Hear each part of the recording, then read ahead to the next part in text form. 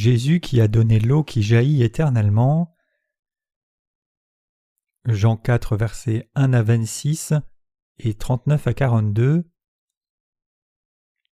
Le Seigneur sut que les pharisiens avaient appris qu'il faisait et baptisait plus de disciples que Jean. Toutefois, Jésus ne baptisait pas lui-même, mais c'étaient ses disciples. Alors il quitta la Judée et retourna en Galilée. Comme il fallait qu'il passât par la Samarie, il arriva dans une ville de Samarie nommée Sichar, près du champ que Jacob avait donné à Joseph son fils. Là se trouvait le puits de Jacob. Jésus, fatigué du voyage, était assis au bord du puits. C'était environ la 6e heure.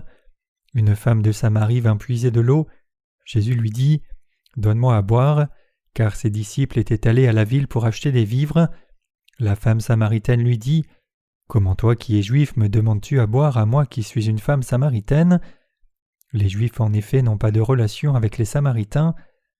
Jésus lui répondit « Si tu connaissais le don de Dieu et qui est celui qui te dit « Donne-moi à boire », tu lui aurais toi-même demandé à boire, et il t'aurait donné de l'eau vive. Seigneur, lui dit la femme, tu n'as rien pour puiser et le puits est profond. D'où aurais-je donc cette eau vive? Es-tu plus grand que notre père Jacob qui nous a donné ce puits et qui en a bu lui-même ainsi que ses fils et ses troupeaux? Jésus lui répondit, quiconque boit de cette eau aura encore soif, mais celui qui boira de l'eau que je lui donnerai n'aura jamais soif, et l'eau que je lui donnerai deviendra en lui une source d'eau qui jaillira jusque dans la vie éternelle. La femme lui dit, Seigneur, donne-moi cette eau afin que je n'ai plus soif et que je ne vienne plus puiser ici. Va, lui dit Jésus, appelle ton mari et viens ici. La femme répondit, je n'ai point de mari. Jésus lui dit, tu as eu raison de dire je n'ai point de mari, car tu as eu 5 maris et celui que tu as maintenant n'est pas ton mari. En cela tu dis vrai. Seigneur, lui dit la femme, je vois que tu es prophète. Nos pères ont adoré sur cette montagne, et vous dites-vous que le lieu où il faut adorer est à Jérusalem? Femme, lui dit Jésus, crois-moi, l'heure vient où ce ne sera ni sur cette montagne, ni à Jérusalem que vous adorerez le Père. Vous adorez ce que vous ne connaissez pas, nous adorons ce que nous connaissons, car le salut vient des Juifs. Mais l'heure vient, et elle est déjà venue, où les vrais adorateurs adoreront le Père en esprit et en vérité, car ce sont là les adorateurs que le Père demande. Dieu est esprit, et il faut que ceux qui l'adorent en esprit et en vérité. La femme lui dit, « Je sais que le Messie doit venir, celui qu'on appelle Christ. Quand il sera venu, il nous annoncera toutes choses. » Jésus lui dit, « Je le suis, moi qui te parle. » Plusieurs Samaritains de cette ville crurent en Jésus à cause de cette déclaration formelle de la femme. « Il m'a dit tout ce que j'ai fait. » Aussi, quand les Samaritains vinrent le trouver, ils le prièrent de rester auprès d'eux, et il resta là 2 jours. Un beaucoup plus grand nombre crurent à cause de sa parole, et il disait à la femme, « Ce n'est plus à cause de ce que tu as dit que nous croyons, car nous l'avons entendu nous-mêmes, et nous savons qu'il est vraiment le Sauveur du monde. »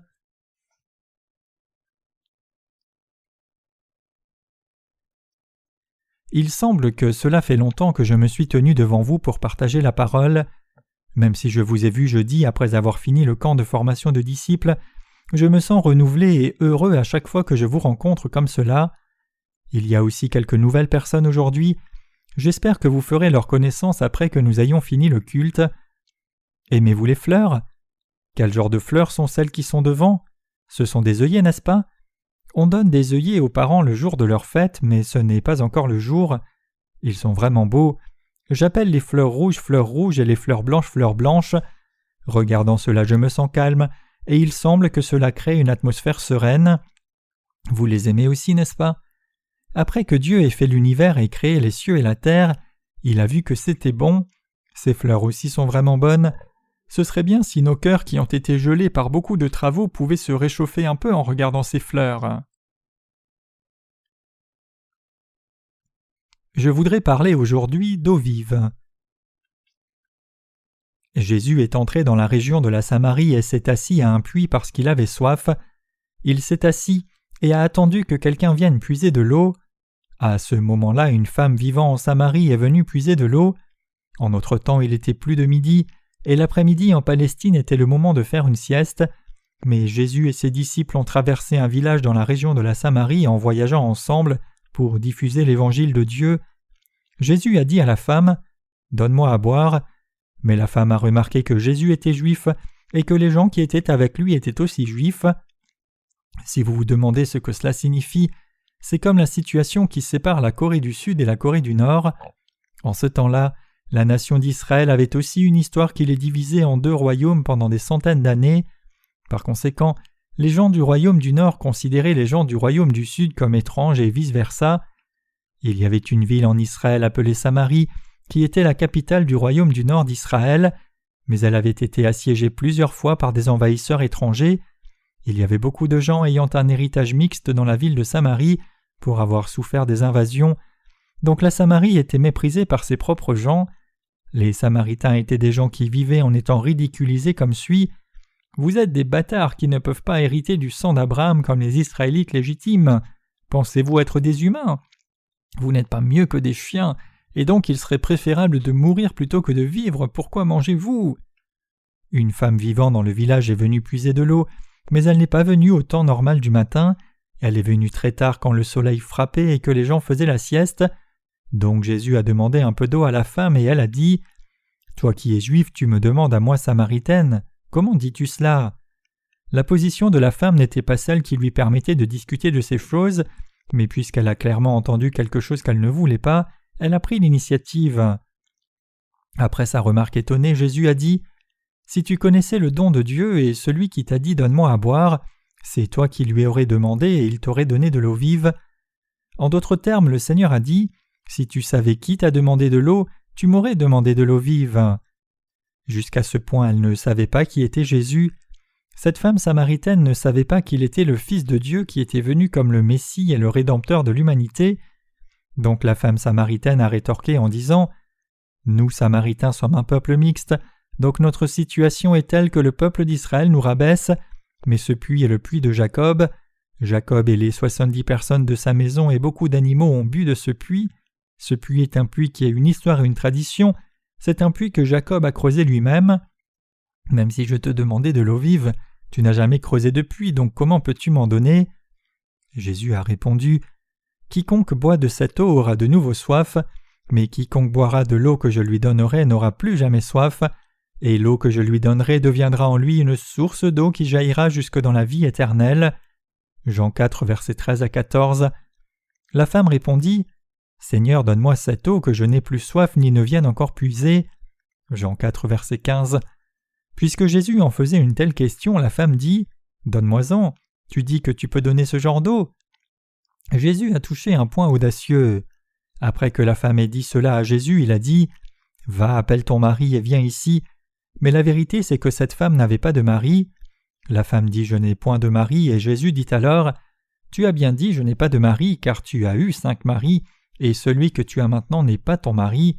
En cela tu as dit vrai. » La femme a pensé « Cet homme ne semble pas être un diseur de bonne aventure, donc comment me connaît-il et même mon passé ? La plupart des gens pensent que je n'ai eu que 3 maris, donc comment sait-il que j'en ai eu 5 ? Et comment sait-il que je vis avec un 6e homme ? Et comment sait-il que ce n'est pas vraiment mon mari ?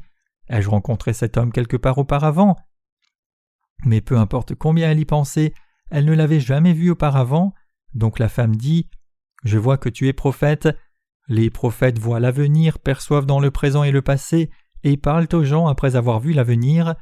Il y a une montagne en Samarie où nous adorons Dieu.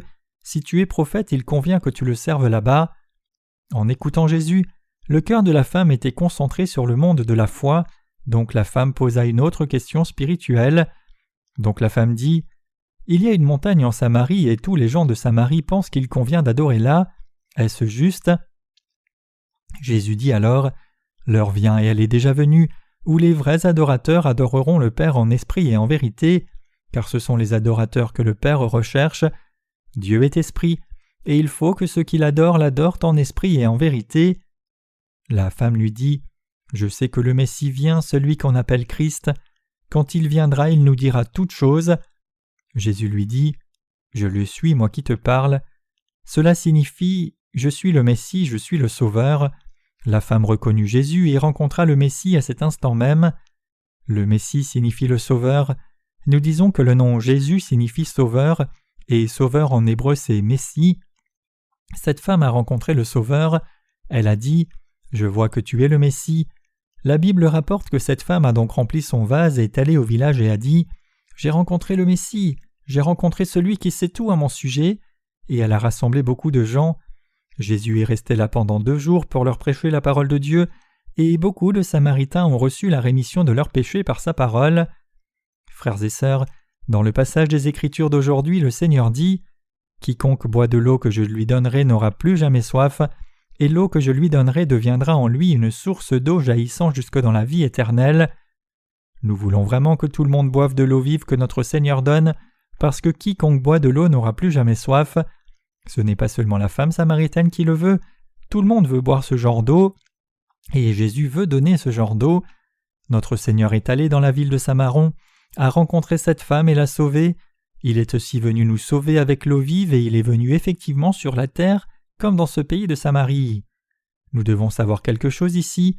Nous qui vivons dans ce monde sommes aussi misérables que les Samaritains. De plus, si nous voulons obtenir cette eau de Jésus et en boire, il y a certaines choses que nous devons savoir auparavant.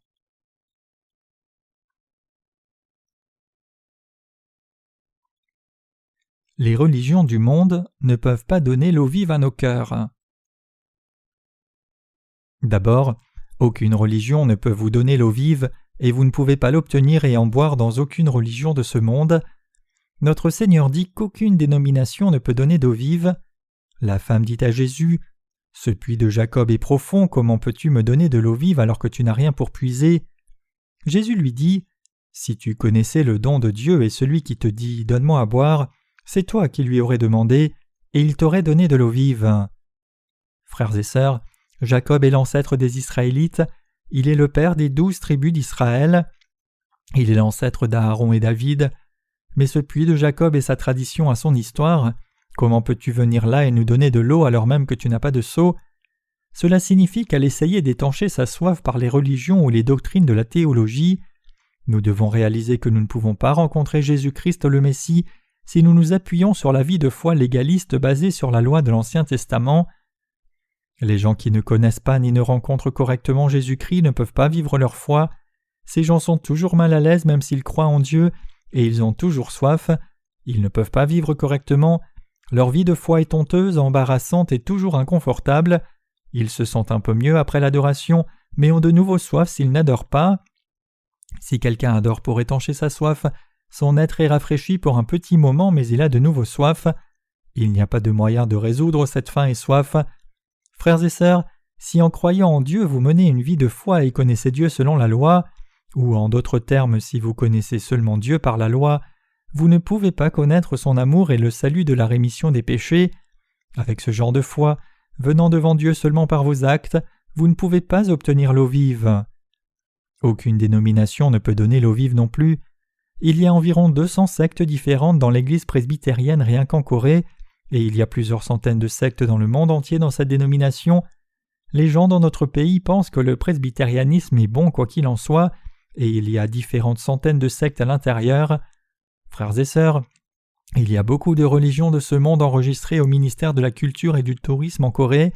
Cela va si loin qu'une femme de Yanbian est venue dans notre pays et elle fait de la divination.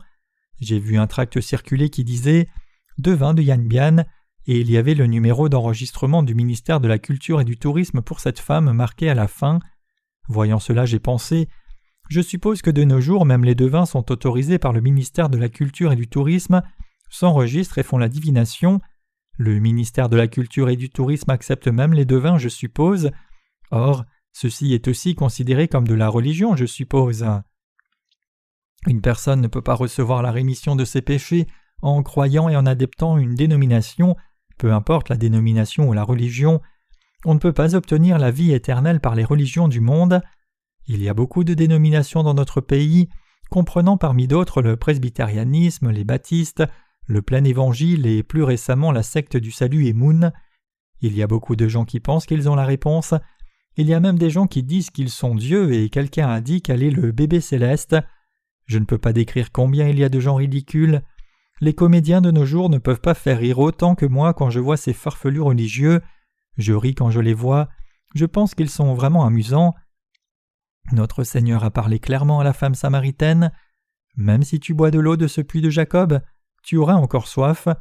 Peu importe combien tu puises et bois, toi et ta famille aurez toujours soif. mais l'eau que je donne débordera en toi si tu en bois une fois de sorte que tu n'aies plus jamais soif. Deuxièmement, si quelqu'un essaye d'obtenir de l'eau vive, il doit clairement professer devant Dieu quel genre de personne il est. Quand la femme samaritaine a dit « Seigneur, donne-moi de cette eau pour que je n'aie plus soif et ne vienne plus puiser ici », Jésus a dit « Va chercher ton mari et viens ici ». La femme avait honte devant Jésus qui savait déjà tout à son sujet, mais elle avait rencontré le Messie. Frères et sœurs, cette femme s'est honnêtement reconnue face à Jésus. Vous et moi nous serions-nous reconnus. Mais qu'une personne se reconnaisse ainsi ou non, le prophète sait tout. Il sait quel genre de péché vous avez commis même si vous ne dites rien du tout. Il sait aussi tous les péchés qu'une personne commettra à l'avenir de même. Il n'est pas un devin mais il connaît tout. Même les serviteurs du Seigneur peuvent connaître les cœurs des gens à un certain niveau. Quand nous rencontrons quelqu'un, ils savent si la personne a reçu la rémission des péchés ou non, s'il y a du péché dans le cœur, et par quel péché la personne est liée. Frères et sœurs, combien de péchés commettons-nous devant Dieu en vivant dans ce monde? Quelqu'un commet-il un peu et un autre commet-il beaucoup? Tous en commettent la même quantité. La femme samaritaine avait 6 maris, mais tout comme s'ils n'étaient pas ses maris, tous les gens du monde commettent ces péchés du péché de la chair. Frères et sœurs, notre Seigneur est venu sur cette terre pour nous donner une vie nouvelle et la vie éternelle. Il nous a donné l'eau vive. Donc Jésus a-t-il seulement recherché les fautes de cette femme? Il a versé de l'eau vive dans son cœur. Il lui a vraiment permis d'adorer en esprit et en vérité. Il lui a vraiment permis de recevoir le Saint-Esprit dans son cœur et d'adorer Dieu en vérité.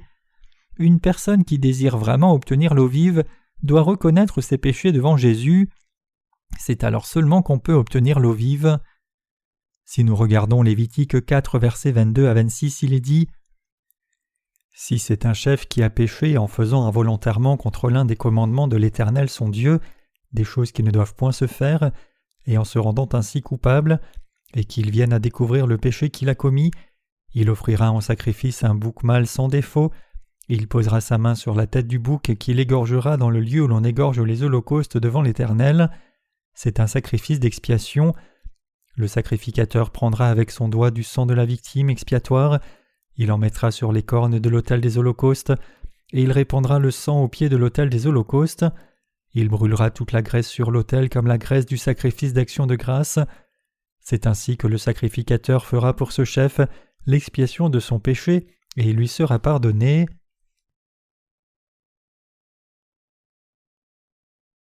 Le Seigneur a dit que nous commettons des péchés intentionnellement et non intentionnellement. Si nous regardons Lévitique 4, verset 22, il est parlé de commettre des péchés non intentionnellement.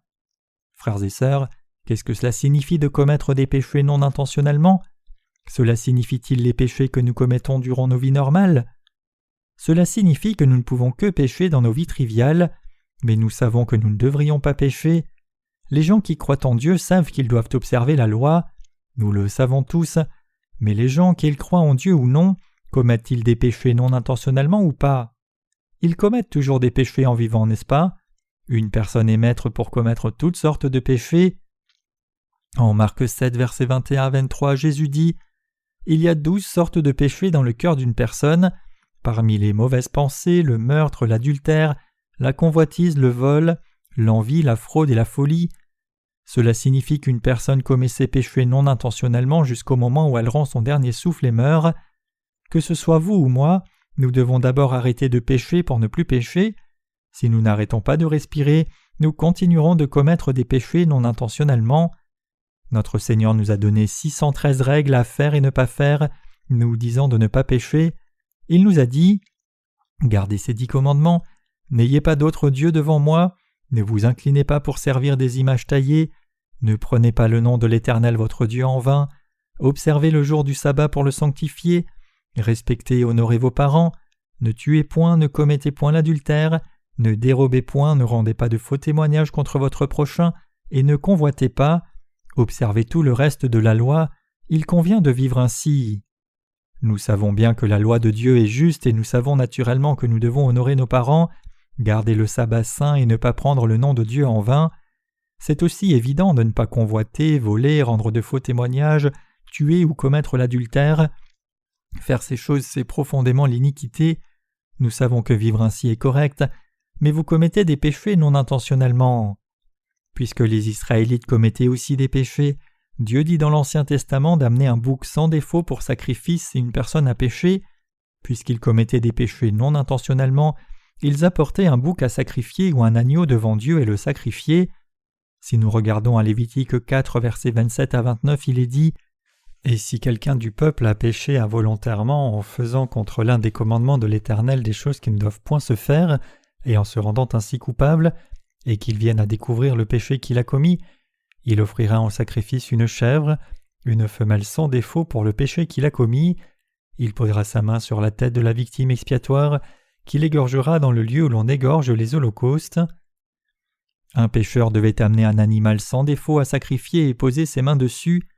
Ici, l'imposition des mains signifie transférer quelque chose. Si quelqu'un se fait imposer les mains par un pasteur qui est possédé de démons, l'esprit qui est dans ce pasteur va vers cette personne. Donc quand ils font de grandes réunions de réveil dans un endroit comme un gymnase, nous pouvons voir qu'ils posent habituellement leurs mains sur ceux qui sont malades et sur les handicapés. Par exemple, ils appellent les gens dont les yeux sont aveugles, qui portent des lunettes et qui ne peuvent pas très bien voir la Bible, et ils posent leurs mains sur leurs yeux. Qu'arrive-t-il aux gens si le prédicateur parle des langues qui ne signifient même rien ? Ils tombent en arrière et se couchent parlant la même langue que le pasteur a parlé. C'est une autre sorte d'imposition des mains. L'esprit de ce pasteur va vers l'autre personne. Puisque l'esprit se communique, cette personne parle la même langue. Ainsi, l'imposition des mains signifie transférer. Donc si une personne qui a transgressé les commandements de Dieu posait ses mains sur la tête de l'animal à sacrifier, ses péchés passaient dessus. Puisque les péchés étaient transférés de la sorte, ils tuaient le sacrifice après avoir posé leurs mains dessus. Ils faisaient couler le sang de son cou et le donnaient au sacrificateur de service. Alors le sacrificateur mettait le sang sur les cornes de l'autel des holocaustes et versait le reste sur le sol. Donc Dieu dit aux gens qui commettent toujours des péchés non intentionnellement de ne pas commettre le péché, et il dit que c'est vrai. Il n'y a pas d'endroit sur terre où il n'y a pas de commandement, y inclut les 3 règles et les 5 lois morales du confucianisme, les 5 commandements du bouddhisme et les 10 commandements du christianisme.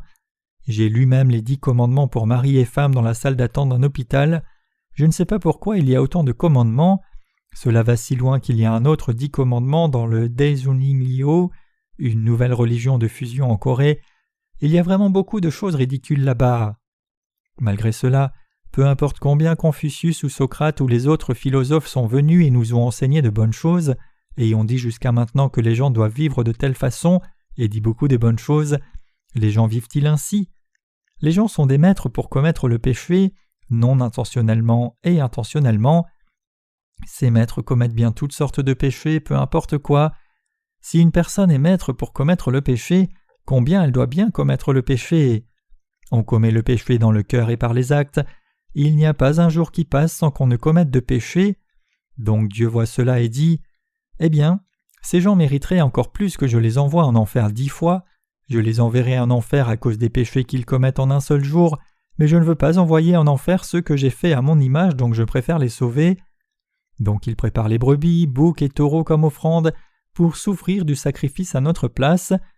Ils posaient leurs mains sur la tête des offrandes sans défaut pour transférer leurs péchés dessus, prenaient le sang qui en coulait et le mettaient sur les cornes de l'autel des holocaustes. Ils versaient ensuite le reste du sang par terre, coupaient l'animal en morceaux et mettaient la viande sur l'autel.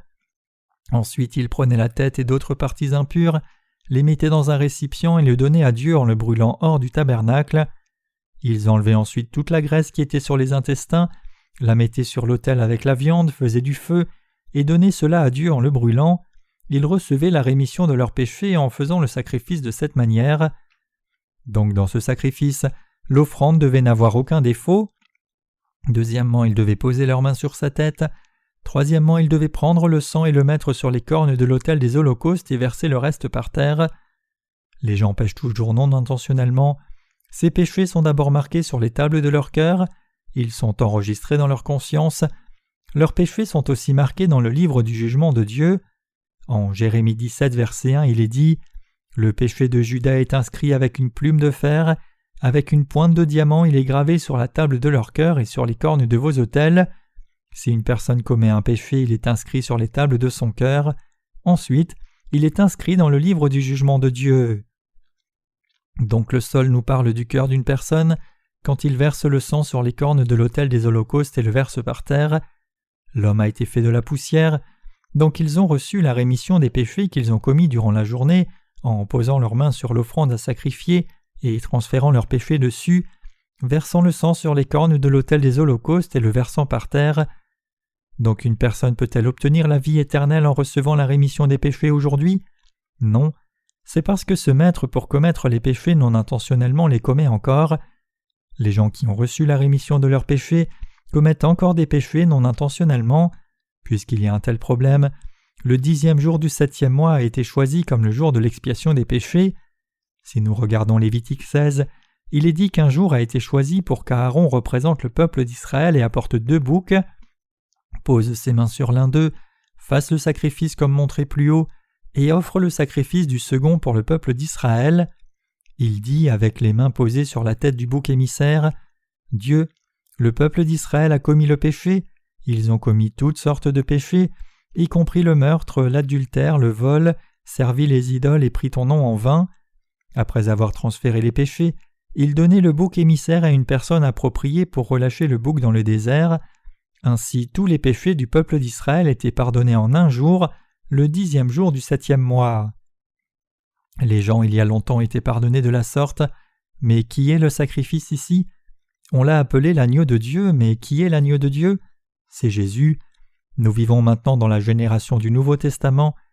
Dans la génération du Nouveau Testament, il n'y a pas de sacrifice. Dans cette génération du Nouveau Testament, vous et moi ne faisons pas un grand tabernacle ni ne prenons de brebis ou boucs chaque matin et soir quand nous commettons le péché. Il n'y a rien comme cela dans cette génération du Nouveau Testament. Donc qu'y a-t-il dans la génération du Nouveau Testament?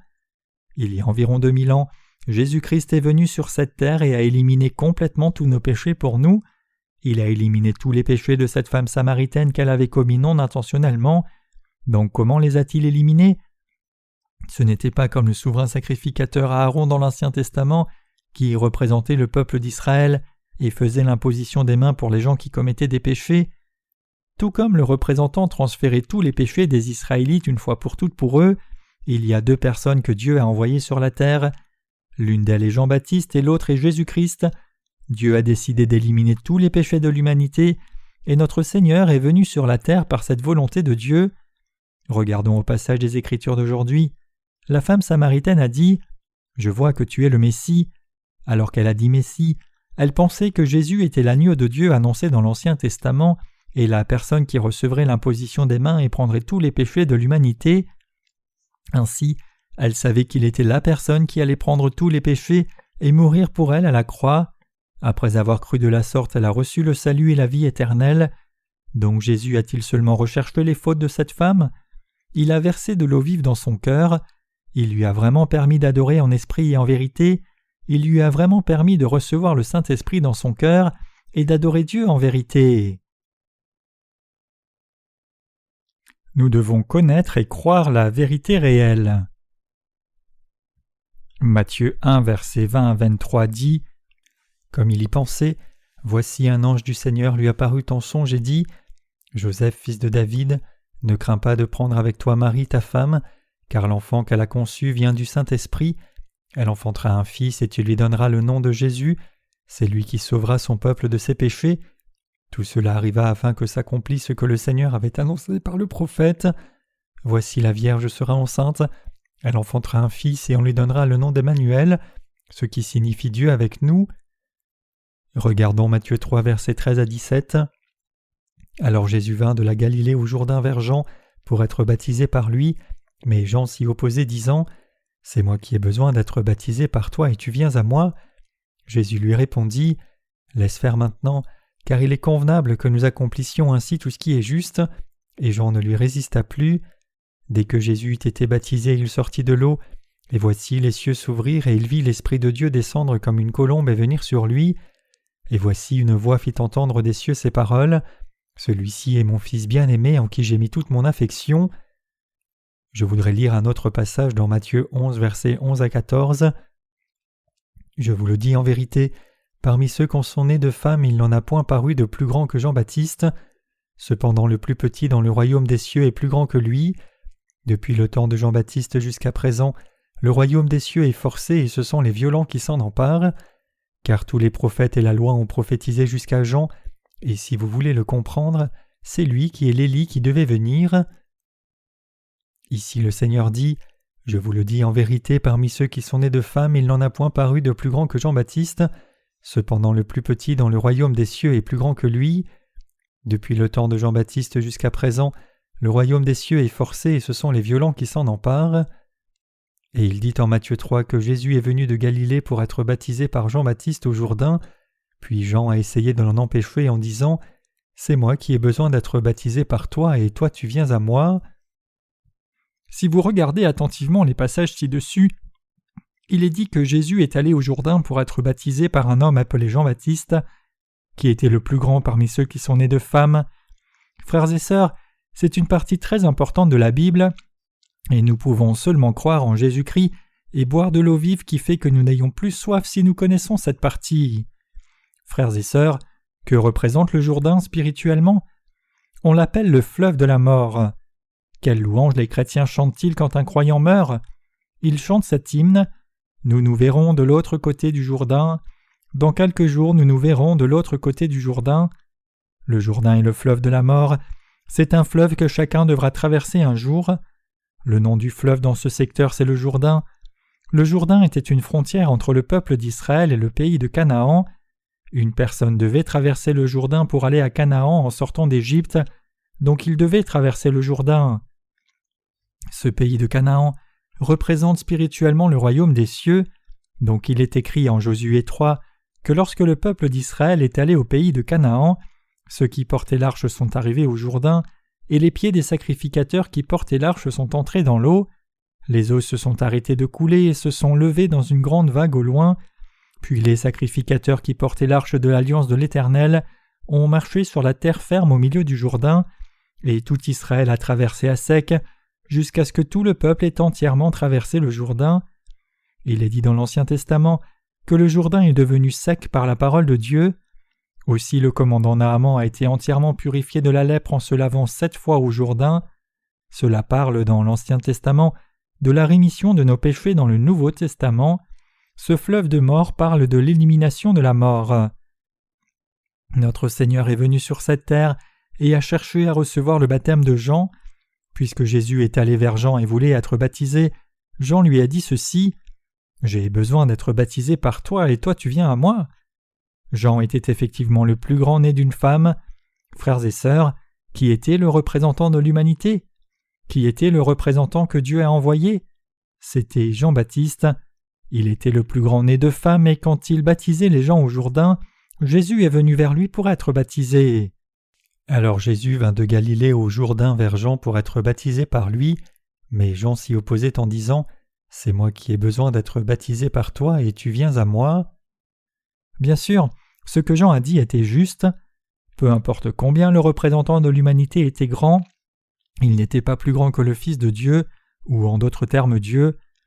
Dieu, pour sauver l'humanité et devenir notre Sauveur, a fait enfanter le corps de la Vierge Marie, est né sur la terre dans la chair d'un homme, et a cherché à recevoir le baptême de Jean-Baptiste quand il a eu 30 ans. Alors pourquoi a-t-il reçu le baptême de Jean-Baptiste ? Quelle était la raison ? Vous et moi commettons toujours des péchés non intentionnellement. Nous commettons des péchés aujourd'hui, demain, le jour après-demain, et oui, jusqu'à ce que nous cessions de respirer. Avez-vous ou n'avez-vous pas des désirs meurtriers, des désirs de convoitise, des désirs mal placés, des désirs orgueilleux, des désirs malsains et des idées folles ? Pratiquez-vous cela ou pas ? Toute l'humanité le fait. Il n'y a personne qui ne le fasse pas. Donc pour sauver tous les gens du monde, Dieu a fait ce qui suit. Car Dieu a tant aimé le monde qu'il a donné son Fils unique, afin que quiconque croit en lui ne périsse pas mais qu'il ait la vie éternelle. Notre Seigneur est venu sur cette terre pour sauver toute l'humanité des péchés. Qu'avait-il à faire pour accomplir cela ? Jésus-Christ est venu sur cette terre et comme l'agneau de sacrifice recevait le transfert de tous les péchés du peuple d'Israël au 10e jour du 7e mois sous les yeux des gens, il a reçu une fois pour toutes le transfert de tous les péchés de l'humanité, y inclus ceux qui ont commis non intentionnellement durant la vie d'une personne, et a porté ces péchés à la croix. Il ne pouvait que nous sauver, nous donner la vie éternelle et remettre les péchés de nos cœurs en versant son sang et recevant le jugement à la place de l'humanité. Donc notre Seigneur est venu pour recevoir le baptême. Le Seigneur dit à Jean-Baptiste « Baptise-moi ». « Oh, mais comment puis-je te baptiser? J'ai besoin d'être baptisé par toi. » Notre Seigneur a alors dit « Laisse faire maintenant, car il convient que nous accomplissions ainsi tout ce qui est juste. » Ainsi Jésus a été baptisé. Frères et sœurs, Jésus a donné un ordre à Jean-Baptiste « Laisse faire maintenant, car il convient que nous accomplissions ainsi tout ce qui est juste. » Frères et sœurs, le baptême que Jésus a reçu était le baptême par immersion. Ce n'était pas juste le baptême par effusion qui est fait en mettant un peu d'eau sur la tête de quelqu'un au nom de Dieu le Père, Dieu le Fils et Dieu le Saint-Esprit. Jésus est allé au Jourdain pour être baptisé par Jean-Baptiste. L'eau du Jourdain coulait largement, et Jean-Baptiste se tenait là. Jésus est allé à cet endroit et est entré dans le Jourdain jusqu'à son torse. Il s'est incliné en arrière. « Baptise-moi ». Donc Jésus a été baptisé par Jean-Baptiste. C'est le genre de baptême dont il s'agissait. Ce en qui concerne le baptême, c'est l'équivalent de l'imposition des mains de l'Ancien Testament. Donc avant que Jésus ne soit baptisé, il a dit « Il convient de faire cette œuvre d'élimination de tous les péchés des gens par le fait que je sois baptisé par toi et que tu me baptises. Il convient d'accomplir toute justice de cette façon pour éliminer tous les péchés des gens. » Toute justice ici, c'est l'élimination de tous les péchés des gens. Cette justice en caractère chinois est surprenant parce que ce caractère se compose de 2 caractères hiéroglyphes, yang, l'agneau, et wo, moi. Ce caractère chinois implique que lorsque nous nous confions dans l'agneau de Dieu et offrons le sacrifice de la foi avec l'agneau comme Abel, nous pouvons atteindre la justice de Dieu par la foi. Dieu le Père a donné son Fils unique comme l'agneau parce qu'il nous a aimés nous et le monde comme cela. Les pécheurs vont en enfer, et à cause de leurs péchés ils ont soif, ils sont affligés. Tout le monde est errant dans la vie et ils sont affligés à cause du péché. Notre Seigneur nous a aimés, nous pécheurs, nous a sauvés, il est venu comme la personne qui sauverait son peuple de tous les péchés. Il est venu et a reçu le baptême. Il a été baptisé par Jean-Baptiste. Il a reçu le baptême sous la forme des mains de Jean posées sur sa tête. Frères et sœurs, qu'est-ce qui a été transféré quand il a été baptisé? Jean-Baptiste a posé ses mains sur la tête de Jésus, et Jésus a pris tous les péchés de l'humanité par cette méthode la plus appropriée. Ils ont tous été transférés sur Jésus. La raison pour laquelle Jésus a reçu le baptême était de prendre tous les péchés de l'humanité. Alors pourquoi l'a-t-il fait de cette façon? Cela aurait suffi de recevoir la rémission du péché originel seulement. Cela aurait suffi d'enlever le péché originel seulement pour que les gens se repentent de leurs péchés personnels. Il aurait suffi de demander le pardon des péchés futurs. Pourquoi devait-il le faire comme il l'a fait? Certains peuvent avoir une telle question. Frères et sœurs, Dieu nous a fait. Il nous connaît très bien. Tout comme il connaissait bien la femme samaritaine, il connaît bien nos cœurs, faiblesses et caractéristiques. Il sait bien que nous commettrons toujours le péché non intentionnellement. Commettez-vous le péché ou non? Vous le commettez non intentionnellement. Faites-vous des plans pour pécher? Vous commettez des péchés quand les situations s'y prêtent. Je ne bois pas d'alcool, mais il y a des moments où je prends un peu de vin comme médicament. Mon estomac n'est pas très bien. Quand une personne vient avec du vin et me dit « c'est bon pour ton estomac », alors je décline en disant « si un pasteur boit, les saints suivront et ce n'est pas bon ». Malgré cela, un des saints apporte une bière fraîche et dit « oh, bois quand même quelque chose ». Il apporte une canette. Cela a bon goût, c'est spécialement bon en été. Je dois confesser que je l'ai bu, c'était vraiment bon. Je lui ai dit « eh, ne fais pas cela souvent, buvons seulement ce que tu as apporté. » Et nous l'avons bu, mais les gens ne devraient pas boire souvent. Un certain frère a apporté beaucoup de bière de son bureau et a dit « j'ai ramené cela à la maison, mais je finirai par tout boire si c'est dans ma maison, donc prenez-en et buvez-en un peu si vous avez soif. » S'il en apporte souvent alors que je lui dis de ne pas le faire, je dis « buvons-le vite parce que ce n'est pas bon que les saints le voient. » Frères et sœurs, je ne bois pas souvent d'alcool, mais je ne vais pas vous dire que je n'en bois pas. Je ne l'achète pas intentionnellement, mais s'il y a de la bière, j'en bois. Si quelqu'un en met dans mon réfrigérateur, j'ouvre le réfrigérateur pour voir s'il y a quelque chose à boire, et je vois quelques canettes de bière, je pense alors « ah, nous avons cela ».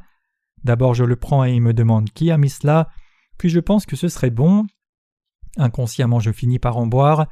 Je regarde si ma femme me voit, elle le remarque toujours. Si ma femme me regarde alors je dis « chérie, oh dis donc, qui a mis cela là ?» Il est dit dans le Notre Père, ne nous induis pas en tentation, mais si quelqu'un met cela là, même un pasteur finira par en boire. Les pasteurs n'en sont-ils pas des personnes aussi? Pourquoi m'induisent-ils en tentation? Puis je continue en disant, nous ne pouvons pas laisser cela car ça conduira à la tentation, nous devrions nous dépêcher de tout boire. Donc je l'ouvre et je dis, bois-en un peu aussi. Quand je le lui tends, elle dit, je n'en boirai pas. Alors je dis, bien, n'en bois pas et je bois tout. Frères et sœurs, commettez-vous des péchés non intentionnellement ou pas? Il y a beaucoup de choses à côté de la boisson que je fais et qu'un pasteur ne devrait pas, mais je n'en parle pas. Mais vraiment nous le savons tous même si une personne ne dit rien. Nous nous comprenons tous les uns les autres. Si nous sommes honnêtes, nous nous comprenons tous les uns les autres. Nous commettons des péchés non intentionnellement jusqu'à ce que nous vieillissions et mourions. Jésus devait venir et enlever une fois pour toutes tous les péchés commis non intentionnellement. C'est ainsi que nos cœurs ont été purifiés, et c'est seulement parce que Jésus les a pris et a reçu le jugement à la croix que nous sommes en mesure de recevoir le salut du jugement des péchés. C'est pour cela que Jésus est venu comme notre Sauveur, il est venu comme le Rédempteur. Il est venu comme le Rédempteur et a reçu le baptême pour prendre en charge tous les péchés commis dans la vie des gens non intentionnellement, tous les péchés commis par l'humanité après leur naissance dans ce monde. Laisse faire maintenant, car il convient que nous accomplissions ainsi tout ce qui est juste. De cette façon, Jésus a reçu le baptême de Jean-Baptiste. Être submergé sous l'eau ici parle de la mort, et recevoir le baptême parle du transfert de tous vos péchés. Sortir de l'eau parle de la résurrection. Notre Seigneur a reçu le baptême. Dès que Jésus eut été baptisé, il sortit de l'eau, et voici les cieux s'ouvrirent, et il vit l'Esprit de Dieu descendre comme une colombe et venir sur lui. Et voici une voix fit entendre des cieux ces paroles. Celui-ci est mon Fils bien-aimé en qui j'ai mis toute mon affection. Matthieu 3, versets 16 à 17. J'ai tant aimé le monde que j'ai donné mon Fils unique, transféré sur lui tous les péchés de l'humanité commis non intentionnellement, tous ces péchés comme un nuage et d'un rouge pourpre, et je l'ai sacrifié devant moi comme une offrande pour l'expiation éternelle. À travers cela, j'ai décidé de sauver l'humanité du péché en lui faisant prendre les péchés et subir le jugement à la croix. Mon Fils a obéi à ce que j'avais décidé. Mon Fils a pris en charge tous les péchés de l'humanité. Croyez-vous? Dans l'Ancien Testament, les gens amenaient des brebis et des boucs sans défaut et les offraient en sacrifice chaque jour parce qu'ils commettaient des péchés non intentionnellement. C'est la même chose dans le Nouveau Testament. Nous commettons toujours le péché non intentionnellement. Si nous sommes tendus, nous pouvons même frapper les gens. Si nous avons faim, nous ne nous soucions que de nous-mêmes. Si nous avons faim, nous prenons même ce qui est à nos propres enfants. C'est ce qui se passe quand les gens sont pauvres. Si une personne avait vraiment faim il y a longtemps, elle essayait même de manger des gens ou des rats. Mes parents n'avaient pas beaucoup de nourriture juste après la guerre de Corée, 1950 à 1953. Donc ils tuaient les rats, préparaient la chair, la grillaient et me donnaient cela à manger quand j'étais enfant. Vous pouvez essayer, c'est vraiment bon. Je n'ai jamais rien mangé d'aussi bon que la chair de rat. Puisqu'on me donnait de la viande de rat grillée à un moment où il n'y avait pas de viande, j'ai échappé à la malnutrition. Après en avoir mangé un peu, je disais « Papa, j'aime vraiment la viande de rat, apporte-moi-en un peu plus s'il te plaît. » Alors mon père mettait une pierre assez grosse dans l'égout et attendait. Dès qu'un rat sortait, c'était fini. Arrêtons de parler de cela.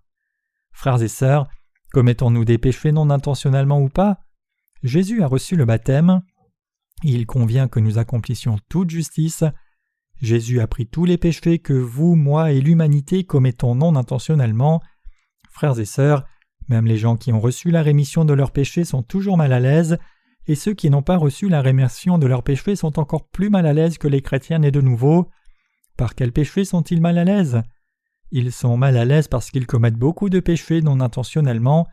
Mais je ne devrais pas faire cela. Pourquoi je fais cette chose dont j'ai honte? Nous sommes mal à l'aise même si nous avons reçu la rémission de nos péchés, parce que nous sommes des maîtres pour commettre le péché et commettons toujours beaucoup de péchés. Nous pensions que nous ne commettrions pas de péché après avoir reçu la rémission des péchés, mais nous sommes mal à l'aise parce que nous le faisons toujours. Notre Seigneur savait cela, et il a éliminé tous les péchés de l'humanité et accompli toute justice. Jésus a reçu le baptême, il a reçu le transfert de tous nos péchés, l'imposition des mains de l'Ancien Testament et le baptême de Jésus dans le Nouveau Testament. Jésus a pris en charge tous les péchés que vous et moi commettons non intentionnellement. Avez-vous des péchés ou non? Quelle était la raison pour que Jésus reçoive le baptême de Jean-Baptiste dans le Jourdain ? Jésus recevant le baptême avait pour but d'accomplir toute justice. Il a reçu le baptême pour nous sauver, nous et l'humanité, de tous les péchés que nous commettons non intentionnellement. Dieu le Père a dit que Jésus qui avait reçu le baptême était son Fils bien-aimé en qui il trouvait plaisir. Il convient que nous accomplissions ainsi toute justice. Toute justice en grec signifie l'état le plus juste qui n'a pas de défaut du tout. À travers cette méthode la plus appropriée, Jésus a pris les péchés de l'humanité en charge. Comprenez-vous pourquoi Jésus a reçu le baptême ? Vous pensez qu'il a reçu le baptême simplement parce qu'il était humble, n'est-ce pas ? C'est faux. Il y a beaucoup de gens parmi nous qui croient en Jésus de façon incorrecte. Ces gens pensent que Jésus a enlevé seulement les péchés originels et qu'ils doivent donc faire des prières de repentance quotidiennes pour leurs péchés personnels. S'il en est ainsi, frères et sœurs, il n'y a personne dans ce monde qui a du péché et il n'y a pas de raison de croire en Jésus. S'il n'a pas enlevé tous les péchés que vous avez commis non intentionnellement, y a-t-il une raison pour que vous croyiez en lui ? Si vous recevez la rémission de vos péchés aujourd'hui, commettrez-vous du péché demain ou pas ? Commettez-vous des péchés non intentionnellement ou pas ? Oui. Donc si vous faites des prières de repentance pour ces péchés et recevez leur rémission, avez-vous confiance de pouvoir confesser tous les péchés que vous avez commis ? Les gens reçoivent la rémission de leurs péchés par la foi. Ils reçoivent la rémission de leurs péchés par la foi au Sauveur. Jésus a pris en charge tous les péchés que vous commettez non intentionnellement. Voici l'agneau de Dieu qui ôte le péché du monde. En Jean 1, verset 29, il est dit « Le jour suivant, Jean vit Jésus venant vers lui et dit « Voici l'agneau de Dieu qui ôte le péché du monde. » Et au verset 35, il est dit aussi « De nouveau, le jour suivant, Jean se tenait avec 2 de ses disciples, et regardant à Jésus alors qu'il marchait, il dit « Voici l'agneau de Dieu !» Après que Jésus, qui est l'agneau de Dieu, ait reçu le baptême de Jean-Baptiste, il alla de lieu en lieu pendant 3 ans pour prêcher l'évangile de l'eau et de l'esprit. Il a dit une fois à la femme prise en plein adultère « Moi non plus je ne te condamne pas ». Et il regarda la femme qui était dans la situation inévitable de lapidation à mort pour avoir péché, et lui dit « Moi non plus je ne te condamne pas ». Notre Seigneur est venu sur la terre, a pris en charge tous les péchés de l'humanité, puis est allé de partout. Pendant 3 ans il est allé ici et là et a dit « Fils, tes péchés te sont pardonnés ». Jésus dit à ceux qui croyaient en lui comme Fils de Dieu et leur Sauveur « Fils, vos péchés vous sont pardonnés » et a répandu la grâce de la rémission des péchés sur eux. Quand notre Seigneur était sur cette terre, Jean qui lui a donné le baptême dit en Jean 1 verset 29 « Voici l'agneau de Dieu qui ôte le péché du monde ». Frères et sœurs, Jean-Baptiste, représentant de l'humanité, a posé ses mains sur la tête de Jésus et a transféré tous les péchés que nous commettons tout au long de nos vies. Les péchés que vous et moi commettons par faiblesse, ou les péchés que nous commettons non intentionnellement, sont tous passés sur Jésus. Voici l'agneau de Dieu qui ôte le péché du monde. Jean 1, verset 29. Jean-Baptiste dit aux gens « Voici », puis il leur a témoigné. Il dit « Et vous tous, cette personne est l'agneau de Dieu. Il est l'agneau de Dieu qui a porté tous les péchés du monde. Il est le sauveur de l'humanité. Il porte les péchés du monde. Voici ».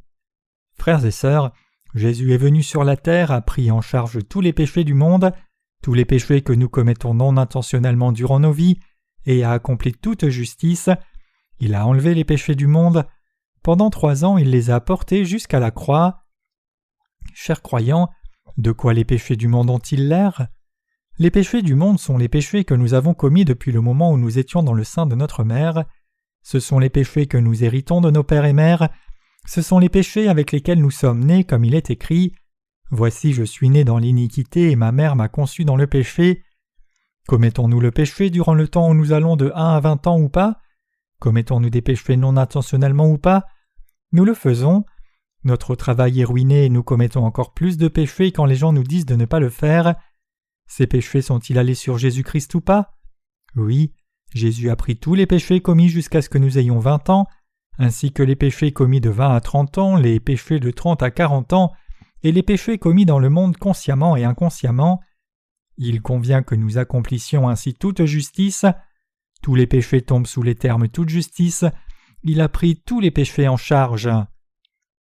Y a-t-il quelqu'un ici qui a 40 ans? Alors vous avez commis des péchés depuis le sein de votre mère et jusqu'à maintenant. Ce péché est-il commis dans le monde ou pas? Tous les péchés commis dans le monde sont-ils allés sur Jésus ou pas? Donc, les péchés que vous avez commis jusqu'à 40 ans sont-ils dans votre cœur ou non? Non, ils ne sont pas là parce qu'ils sont allés sur Jésus. Jésus a été baptisé pour prendre tous nos péchés. Nous devons savoir cela clairement.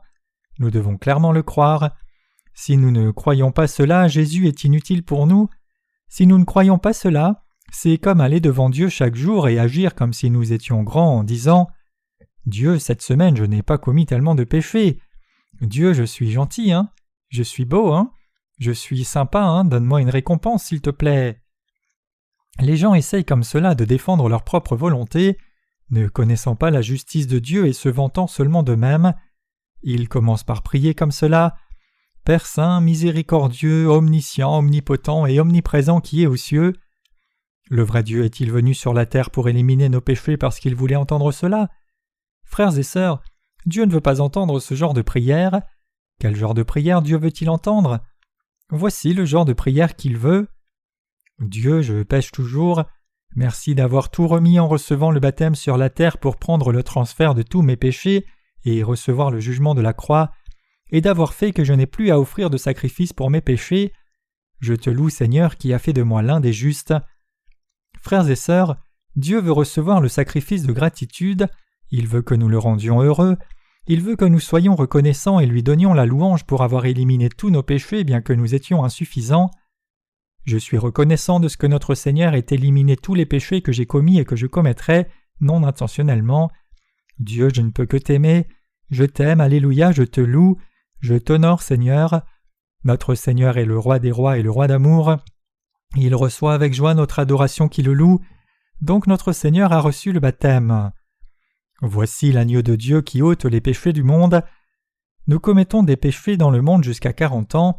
Ces péchés sont allés sur Jésus quand il a reçu le baptême de Jean-Baptiste. Nous commettons des péchés dans le monde du moment de nos 40 ans jusqu'à 90 ans, si nous vivons aussi longtemps. Les péchés commis dans le cœur, les péchés commis par les actions, et les péchés commis non intentionnellement sont tous inclus dans les péchés du monde. Voici l'agneau de Dieu qui ôte le péché du monde. Jésus a porté tous nos péchés quand il a porté les péchés du monde. Frères et sœurs, y a-t-il des péchés dans ce monde ou pas? Les gens qui ont des péchés les ont parce qu'ils ne savent pas ni ne croient que Jésus a reçu le baptême de Jean-Baptiste et a pris tous leurs péchés quand il a dit « Il convient que nous accomplissions ainsi toute justice ». Les gens qui croient cela n'ont pas de péché, donc ils deviennent justes parce qu'ils croient cette vérité. Certains peuvent insister « Non, il ne peut pas y avoir de personnes justes devant Dieu. La Bible ne dit-elle pas « Il n'y a pas de juste, pas même un seul ». Oui, fondamentalement, avant que quiconque ait cru en Jésus-Christ, il ne pouvait pas y avoir de personne juste, pas même une seule. Mais quiconque croit en Jésus-Christ par l'évangile de l'eau et de l'esprit est rendu sans péché par sa justice. Par la justice de Dieu, Jésus-Christ a remis tous nos péchés et par cela nous sommes justifiés. Afin de nous justifier, Jésus-Christ a reçu le baptême et le jugement à la croix. Il nous a rendus justes. Afin qu'il soit juste et le justificateur de celui qui a foi en Jésus. Cela vient de Romains 3, verset 26. Il n'y avait pas de juste originellement, mais Jésus a fait de nous les justes en venant et prenant tous nos péchés. Dieu a dit à ceux qui croient cela, « Vous êtes justifiés, vous n'avez pas de péché. » C'est parce qu'il nous a rendus sans péché en prenant tous nos péchés commis non intentionnellement. Notre Seigneur dit et nous témoigne, « Croyez-vous que j'ai éliminé tous vos péchés? C'est vrai, vous n'avez pas de péché. Je suis votre Sauveur, vous êtes les justes, vous êtes mon peuple, vous êtes des gens qui erront dans le royaume de Dieu dans le futur. » Frères et sœurs, avez-vous commis des péchés depuis que vous aviez 1 an et jusqu'à 10 ans ou pas? En avez-vous commis jusqu'à 20 ans ou pas? Ces péchés sont-ils passés sur Jésus ou pas? Nous n'avons pas de péchés parce qu'ils sont passés sur lui. Ce n'est pas que nous devions être illuminés d'une grande vérité ou doctrine. Dans le bouddhisme, puisqu'ils ne connaissaient pas le chemin du royaume de Dieu, un certain moine a dit un jour « Je ne peux trouver le chemin du ciel parce qu'il n'y en a pas ». Donc un moine célèbre bouddhiste, Song Cheol, a dit de regarder toute chose et de la reconnaître comme elle est. Il dit que la vérité est là et nulle part ailleurs. Donc il dit Une montagne est une montagne et l'eau c'est l'eau. Mais Jésus-Christ a dit « Je suis le chemin, la vérité et la vie ». Jésus dit qu'il est le chemin. Il est venu sur cette terre pour nous sauver, il est venu pour éliminer nos péchés. Il a éliminé tous les péchés que nous commettons non intentionnellement. Il les a tous pris en recevant le baptême. Il est devenu le chemin pour que nous allions dans le royaume des cieux. Il a dit « Je suis la vérité » et il est vraiment devenu tel. Nous sommes trompés si nous croyons autre chose, mais quiconque croit que Jésus-Christ est son Sauveur et Dieu, et qu'il a accompli toute justice par son baptême et le sang de la croix, qu'il est mort et ressuscité, obtiendra la vie éternelle. Jésus dit aussi « Je suis la vie » et il répand la vie éternelle sur nous. Notre Seigneur n'a pas seulement dit « Vous n'avez pas de péché », mais il les a enlevés. Il a reçu le baptême et a ainsi reçu le transfert du péché. Il est l'agneau de Dieu qui a reçu le transfert du péché et a porté les péchés du monde à la croix. Il a porté les péchés du monde avec ses 2 mains et ses 2 pieds cloués à la croix. Il a porté tous nos péchés au lieu que nous ne mourions. Il n'a jamais commis de péché pendant qu'il était sur cette terre, mais il a reçu le transfert de tous les péchés de l'humanité par son baptême, a été cloué terriblement à la croix, a versé son sang de vie à notre place, il est ressuscité 3 jours après, et s'est assis à la droite du trône de Dieu le Père. Tous ceux qui croient que Jésus-Christ est leur Sauveur à travers ses paroles deviennent le peuple de Dieu grâce au Seigneur. Il a donné l'autorité de devenir enfants de Dieu à ceux qui le reçoivent, ou en d'autres termes à ceux qui croient en son nom. Croyez-vous? Frères et sœurs, où sont tous les péchés que vous avez commis non intentionnellement? Ont-ils été transférés sur lui ou pas? Une personne qui croit en Jésus-Christ comme son Sauveur a-t-elle du péché ou non? Non. Puisqu'elle n'a pas de péché, elle dit aux autres de croire en Jésus et vit heureuse et joyeuse. Avez-vous confiance en ce que vous ne commettriez pas de péché non intentionnellement? Non. Même les saints sont toujours faibles et insuffisants dans leur chair. S'ils vivent bien, ils sont heureux, mais s'ils ne vivent pas bien, ils pensent « Oh non, je vais mourir ». Frères et sœurs, Dieu vous connaît tous. Il sait que vous avez différentes natures et personnalités, et que vous êtes tous différents. La plupart des péchés que nous commettons sont commis non intentionnellement. Nous commettons des péchés très naturellement en vivant. Sciemment et inconsciemment, nous les commettons. C'est la nature pécheresse de nos vies. Ce que nous appelons la vie est à l'origine ce genre de choses. En vivant cette vie, qui dit « L'homme peut devenir un Bouddha ou un Dieu » ? Qui dit que l'homme est né pour être bon et peut le devenir ? Bouddha a-t-il dit cela ? Ce sont des questions d'espoir. Nous pouvons toujours faire des choses dans nos pensées à cause de l'espoir, mais ces choses sont en réalité impossibles. Nous commettons toujours le péché. Nous commettons toujours le péché non intentionnellement. Les gens commettent le péché jusqu'à ce qu'ils meurent, qu'ils croient en Dieu ou non. Cependant, Jésus est venu sur cette terre, a reçu le baptême, a reçu le transfert de nos péchés, a porté ses péchés à la croix, a reçu le jugement, a versé son sang, est mort à notre place pour nous sauver de ses péchés. Au 3e jour après sa mort, il est ressuscité. Il est ensuite monté à la droite de Dieu le Père et son trône. Jésus qui est venu sur la terre pour me sauver est Dieu. Il est Christ et le Fils du Dieu vivant. Il est la personne qui m'a sauvé et Dieu qui m'a créé. Je crois. Il a fait que les gens qui croient cela et reçoivent Jésus-Christ soient son peuple. Croyez-vous maintenant? Regardons à la parole un peu plus avant de finir ce sermon. Frères et sœurs, si nous vivons jusqu'à 90 ans, ces péchés ont-ils aussi été transférés sur lui ou pas? Cette scène de Jésus recevant le baptême est correcte dans toutes les versions des Écritures. Laisse faire maintenant car il convient que nous accomplissions ainsi tout ce qui est juste. Si vous examinez le texte original de cette partie en grec, vous pouvez trouver la signification la plus appropriée de ce passage, et il est absolument vrai que Jésus a pris tous les péchés du monde en étant baptisé au Jourdain pour accomplir toute justice. Le Seigneur voulait établir le second. En Hébreux 10, versets 9 à 14, il est dit « Il dit ensuite « Voici je viens pour faire ta volonté ». Il abolit ainsi la première chose pour établir la seconde. C'est en vertu de cette volonté que nous sommes sanctifiés par l'offrande du corps de Jésus-Christ une fois pour toutes. Et tandis que tout sacrificateur fait chaque jour le service et offre souvent les mêmes sacrifices qui ne peuvent jamais ôter les péchés, lui, après avoir offert un seul sacrifice pour les péchés, s'est assis pour toujours à la droite de Dieu, attendant désormais que ses ennemis soient devenus son marchepied, car par une seule offrande il a amené à la perfection pour toujours ceux qui sont sanctifiés. Regardons quelque chose un moment. Il est écrit Alors il dit « Voici je viens pour faire ta volonté, je suis venu pour faire la volonté de Dieu ». Il n'y a personne en dehors de Jésus-Christ qui soit venu vers nous pour accomplir la volonté de Dieu le Père. Jésus-Christ a reçu le baptême et est mort à la croix pour éliminer tous nos péchés commis non intentionnellement, et il nous a sauvés de tous nos péchés. Croire en lui comme notre Sauveur, c'est croire en Jésus selon la volonté du Père, c'est vivre selon sa volonté. Il n'y avait pas une seule personne parmi toute l'humanité qui faisait la volonté du Père, si le faire signifie vivre par la loi, mais la Bible dit « Et voici la volonté de celui qui m'a envoyé, c'est que quiconque voit le Fils et croit en lui ait la vie éternelle, et je le ressusciterai au dernier jour. » Jean 6, verset 40. Le Fils de Dieu est venu sur cette terre et a fait la volonté du Père.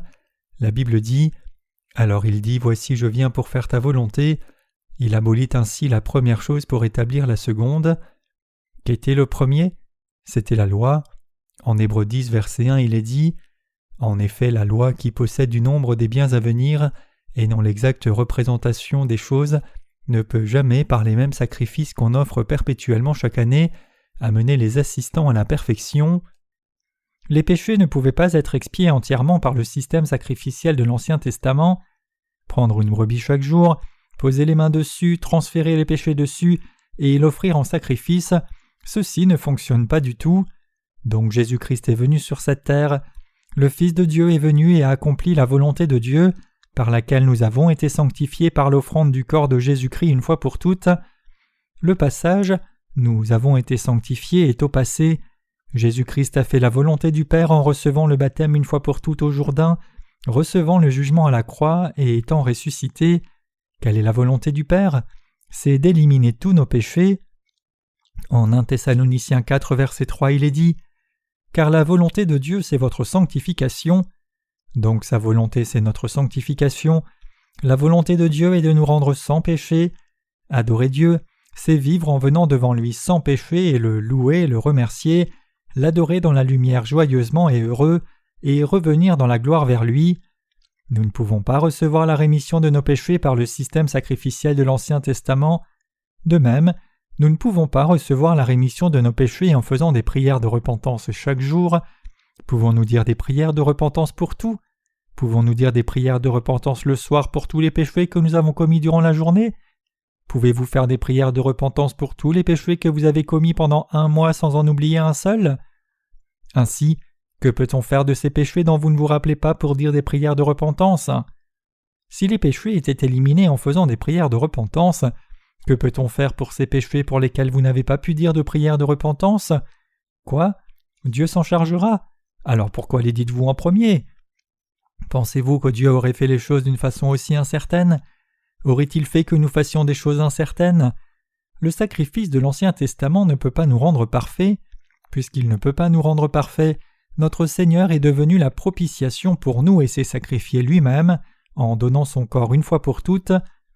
Hébreux 9, verset 12 dit « Non avec le sang des boucs et des taureaux, mais avec son propre sang, il est entré dans le lieu très saint une fois pour toutes, ayant obtenu la rédemption éternelle. » Ce n'est pas avec le sang des boucs et des taureaux ou des prières de repentance que nous sommes purifiés de tous les péchés. Alors avec quoi pouvons-nous être purifiés ? Avec son propre sang, il a obtenu la rédemption éternelle, signifie qu'il a expié et s'est chargé de tous les péchés du monde une fois pour toutes. Comprenez-vous ? Pourquoi Jésus-Christ a-t-il pu mourir à la croix ? L'on doit avoir du péché pour être mis à mort. Donc y a-t-il un moment où Jésus-Christ a commis le péché ? Non. Alors, frères et sœurs, croyez-vous que Jésus n'a jamais commis de péché ? Croyez-vous que Jésus est Dieu ? Croyez-vous qu'il est le Fils de Dieu ? Alors, si vous dites que vous croyez qu'il n'a pas commis de péché, pourquoi Jésus devait-il mourir à la croix ? Puisqu'il a reçu tous vos et mes péchés au Jourdain, il devait et pouvait mourir à la croix. Jésus n'a pas commis de péché, pas même une fois. Avec son propre sang, il est entré dans le sanctuaire des cieux une fois pour toutes. Ce sang est la conclusion finale de son ministère de salut. Le baptême que Jésus a reçu de Jean-Baptiste a pris tous nos péchés, a purifié nos péchés et a ainsi éliminé tous nos péchés, et son sang est la conclusion. Il nous a libérés du jugement à recevoir, il nous a sauvés, c'est l'assurance finale. Frères et sœurs, Jésus-Christ a-t-il besoin de mourir une deuxième fois ? Doit-il mourir 3 fois ? Ou a-t-il éliminé tous nos péchés en une fois ? si une personne croit en Jésus et dit qu'elle a du péché dans son cœur, elle ne peut que dire « Pardonne mes péchés aujourd'hui s'il te plaît ». Si elle dit toujours cela, elle dit que Jésus doit venir et mourir de nouveau.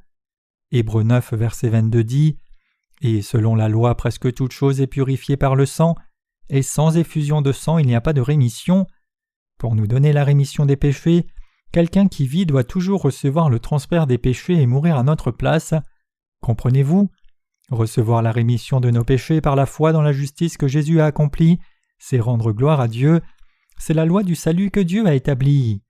Mais maintenant même, essayer de recevoir la rémission des péchés chaque jour revient à clouer Jésus à la croix de nouveau et lui dire « Seigneur qui est monté au ciel, redescends s'il te plaît, j'ai un problème parce que j'ai du péché, redescends et meurs de nouveau. » C'est renier que Jésus a reçu le baptême, c'est rejeter sa mort terrible, c'est commettre ce genre de péché, c'est le péché de blasphème contre le Saint-Esprit.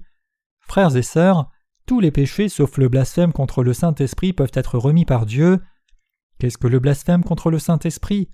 C'est ne pas croire que Dieu est devenu un homme, a reçu le baptême de Jean-Baptiste au Jourdain et a pris tous nos péchés. C'est renier que Jésus a pris tous nos péchés par son baptême. C'est le péché de blasphème contre le Saint-Esprit. Quand vous parlez en langue, certaines personnes disent d'arrêter. Pensez-vous que c'est cela le péché de blasphème contre le Saint-Esprit ? Non. Le péché de blasphème contre le Saint-Esprit, c'est ne pas croire dans l'évangile de l'eau et de l'esprit, et empêcher les autres qui veulent croire dans ce vrai évangile de le faire. C'est le péché de blasphème contre le Saint-Esprit. Notre Seigneur est venu sur la terre, a pris en charge et a éliminé tous les péchés du monde une fois pour toutes par le baptême qu'il a reçu et son sang versé à la croix. Dans Hébreux 10, versets 11 à 18, il est dit « Et tandis que tout sacrificateur fait chaque jour le service et offre souvent les mêmes sacrifices qui ne peuvent jamais ôter les péchés, lui, après avoir offert un seul sacrifice pour les péchés, s'est assis pour toujours à la droite de Dieu, attendant désormais que ses ennemis soient devenus son marchepied, car par une seule offrande, il a amené à la perfection pour toujours ceux qui sont sanctifiés. C'est ce que le Saint-Esprit nous atteste aussi, car après avoir dit « Voici l'alliance que je ferai avec eux après ces jours-là, dit le Seigneur, je mettrai mes lois dans leur cœur et je les écrirai dans leur esprit », il ajoute « Et je ne me souviendrai plus de leurs péchés ni de leur iniquité. Or là où il y a pardon des péchés, il n'y a plus d'offrande pour le péché. » En d'autres termes, il a remis tous les péchés, tous. Si nous rassemblons tous les péchés que nous commettons non intentionnellement, ce sont les péchés du monde. Il y a deux sortes de péchés si nous rassemblons tous les péchés que nous commettons toujours dans nos vies régulières. Il y a le péché de blasphème contre le Saint-Esprit, et il y a les péchés commis non intentionnellement dans nos vies triviales. Si nous ne rejetons pas le fait que Jésus soit devenu le Sauveur par l'évangile de l'eau et de l'Esprit et croyons cela, nous ne commettons pas le blasphème contre le Saint-Esprit, mais si nous le rejetons, nous commettons le blasphème contre le Saint-Esprit. Les péchés que vous avez commis non intentionnellement ne sont-ils pas dans vos pensées ou vos cœurs ? Le péché d'adultère est-il un péché commis non intentionnellement ou pas ? Le péché de vol est-il un péché commis non intentionnellement ou pas ? Ils sont tous inclus dans les péchés commis non intentionnellement. Il est écrit « Or là où il y a rémission de ces choses, il n'y a plus d'offrande pour le péché. » Et le Seigneur dit aussi « Je ne me souviendrai plus de leurs péchés ni de leurs iniquités. » Pourquoi ? Puisque notre Seigneur a sauvé l'humanité de tous les péchés commis non intentionnellement par Dieu notre Père qui l'a envoyé, lui a fait recevoir le baptême de Jean-Baptiste pour transférer tous les péchés du monde sur lui, et l'a fait clouer à la croix, le Seigneur dit « Je ne me souviendrai plus de leurs péchés ni de leurs iniquités. » Il dit que personne ne se rappellera de nos erreurs ou des péchés que nous avons commis non intentionnellement. Le croyez-vous ? Ce n'est que de cette façon que vos cœurs se connectent à Dieu et que nous venons et donnons à Dieu nos âmes et une vraie adoration. Dieu sait que nous commettons des péchés non intentionnellement chaque jour, mais il ne dit pas « Et pourquoi as-tu commis tant de péchés durant la semaine ? Nul, je ne veux pas te regarder, passe ton chemin, mets-toi au coin et reste là avec une jambe levée. Va sur le devant de la chapelle et garde les mains sur la tête. » Frères et sœurs, si Dieu nous disait de faire cela, comment pourrions-nous venir devant lui pour l'adorer ? Quel genre d'atmosphère ce serait pour adorer ? Comment pourrions-nous louer sa justice ? Dieu nous est apparu comme le Dieu d'amour et le Seigneur qui a éliminé nos péchés par l'évangile de l'eau et de l'esprit. Il a dit à la femme qui a été prise en plein adultère « Moi non plus je ne te condamne pas. » Jean 8, verset 11. Le Seigneur a remis tous les péchés que nous commettons non intentionnellement. Il a éliminé tous vos péchés et tous mes péchés. Donc nous sommes insuffisants et en vivant nous nous haïssons et les uns les autres nous nous taquinons continuellement en demandant à une personne pourquoi elle mange quelque chose si elle le fait. Cependant, nous pouvons toujours adorer Dieu avec gratitude parce que notre Seigneur a remis tous les péchés que nous commettons non intentionnellement en recevant le baptême et versant son sang. Puisqu'il les a remis par l'eau et le sang, nous pouvons venir devant Dieu, lui rendre grâce et le louer. Frères et sœurs, connaissez-vous et croyez-vous l'évangile de l'eau et de l'esprit? Le Seigneur nous a-t-il rendus parfaits pour toujours par une seule offrande ou non? Est-il venu sur la terre il y a environ 2000 ans, sachant que toute l'humanité serait née et commettrait le péché, en enlevant ses péchés ou ne l'a-t-il pas fait? Oui, il l'a fait. Frères et sœurs, nous disons tous que Kim Il-sung, l'ancien dirigeant de la Corée du Nord, est une très mauvaise personne. A-t-il enlevé les péchés de cette mauvaise personne aussi ou pas? Il les a enlevés. Mais puisque feu Kim Il-sung n'a pas cru en Jésus, ses péchés sont restés comme auparavant. Il est donc resté une mauvaise personne. Même si nous vivons en Corée du Sud, si nous ne croyons pas en Jésus, nous sommes de mauvaises personnes. Si une personne ne reconnaît pas que Dieu l'aime tant qu'il est venu dans la chair d'un homme, a reçu le baptême pour elle et a pris en charge ses péchés, a versé son eau et le sang à la croix et l'a ainsi sauvée, c'est une mauvaise personne. Quand Jésus est mort à la croix, il est mort en étant cloué dessus. Alors qu'il était à la croix, un soldat romain a percé son côté avec une longue lance pour vérifier s'il était mort ou pas. Il y a une blessure dans son côté. Il est dit que l'eau et du sang en sont sortis. Jean 19, verset 34. Notre Seigneur témoigne une fois de plus qu'il nous a sauvés par l'eau et le sang. En 1 Jean 1, chapitre 5, il est dit quel genre de gens sont ceux qui ont la foi qui triomphe du monde et reçoivent vraiment la rémission de leurs péchés.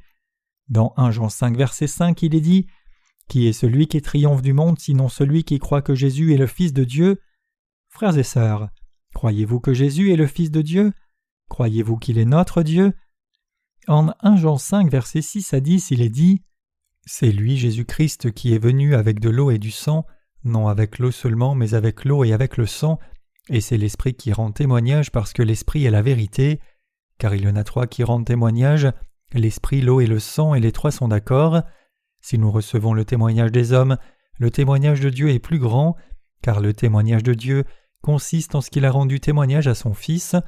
Celui qui croit au Fils de Dieu a ce témoignage en lui-même, celui qui ne croit pas Dieu le fait menteur, puisqu'il ne croit pas au témoignage que Dieu a rendu à son Fils. Frères et sœurs, y a-t-il un témoignage dans vos cœurs? Y a-t-il la parole de témoignage que vous avez reçu le salut? Avez-vous la parole? L'apôtre Jean dit « Il nous a sauvés par l'eau et le sang ». Le croyez-vous? Tous les péchés que nous commettons non intentionnellement sont-ils allés sur Jésus-Christ ou pas?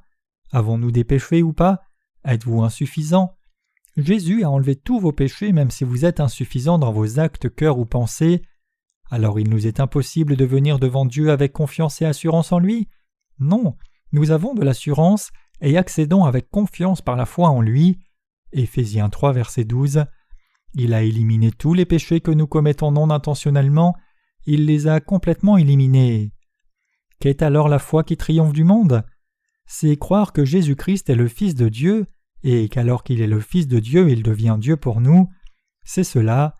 Qui triomphe du monde s'il ne croit pas que Jésus est le Fils de Dieu? Le Fils de Dieu est venu dans nos cœurs parce que lui, Dieu, est venu sur la terre dans la chair d'un homme et a éliminé tous nos péchés par l'eau et le sang. Frères et sœurs, est-il venu par l'eau et le sang?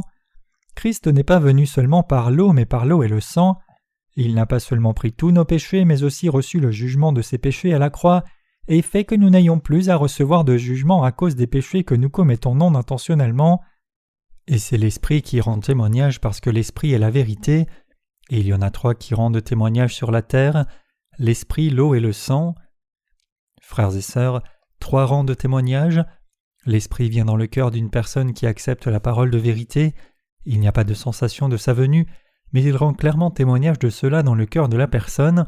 Il rend témoignage en disant « Le Fils de Dieu vous a sauvé par l'eau et le sang, il s'est chargé de tous les péchés que vous commettez non intentionnellement, il les a tous éliminés, le croyez-vous » Dans 1 Pierre 3, verset 21, il est dit « Cette eau était une figure du baptême, qui n'est pas la purification des souillures du corps, mais l'engagement d'une bonne conscience envers Dieu, et qui maintenant vous sauve vous aussi par la résurrection de Jésus-Christ. » Que dit la parole qu'est l'antitype qui nous sauve maintenant? La Bible dit que c'est le baptême. Frères et sœurs, Jésus en recevant le baptême, c'est lui qui prend tous les péchés que nous commettons non intentionnellement. Le signe qu'il nous a sauvés est son baptême. Comprenez-vous? Vous ne devez pas seulement connaître la croix. L'apôtre Pierre dit « Cette eau était une figure du baptême qui maintenant vous sauve. » 1 Pierre 3, verset 21. Croyez-vous au baptême de Jésus? Ok, donc Jésus a reçu le baptême, a pris tous nos péchés, y inclut les péchés commis non intentionnellement et tous les péchés qui seront commis à l'avenir.